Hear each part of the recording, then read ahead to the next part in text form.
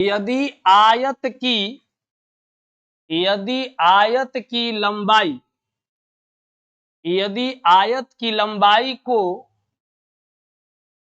यदि आयत की लंबाई को 10% तथा उसके उसके चौड़ाई को उसके चौड़ाई को उसके चौड़ाई को 15% उसके चौड़ाई को 15% यदि आयत की लंबाई को 10% तथा उसके चौड़ाई को 15% बढ़ा दिया जाए तो आयत के क्षेत्रफल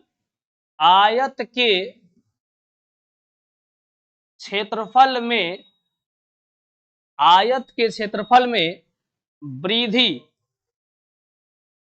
प्रतिशत क्या होगा?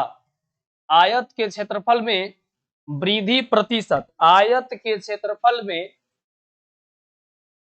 वृद्धि प्रतिशत क्या होगा?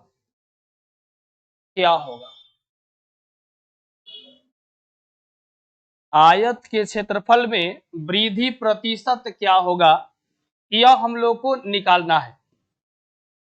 इसका बहुत ही लाजवाब ट्रिक है। पहले हम लोग इसे बेसिक मेथड से देखते हैं और फिर तब उसके बाद जो है हम लोग ट्रिक से देखेंगे।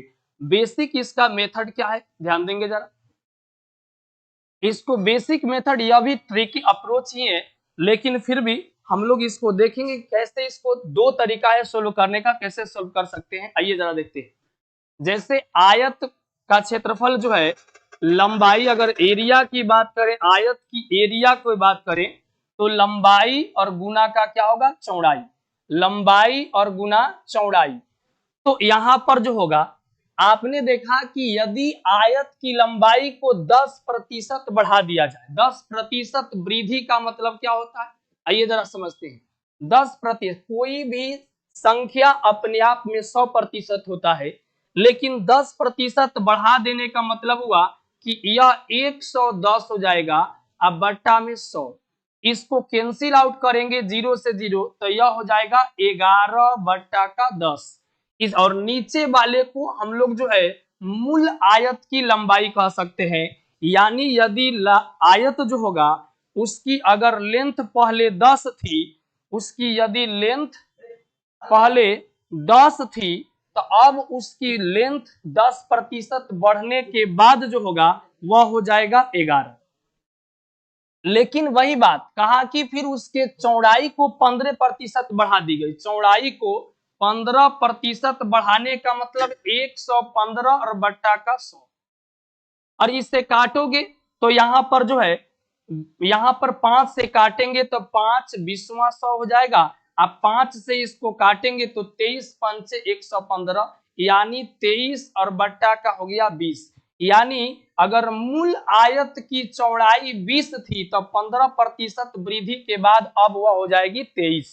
तो यहाँ पर मूल आयत की जो है, अगर यहाँ पर जो है वृत्त की बात करें तो पहले 20 थी तो अब हो जाएगी 23। तो देखिए पहला यानी मूल आयत जो था, यानी वृद्धि से पहले आयत का क्षेत्रफल 20 गुना का यहाँ 10 करेंगे तो यहाँ पर हो जाएगा 200।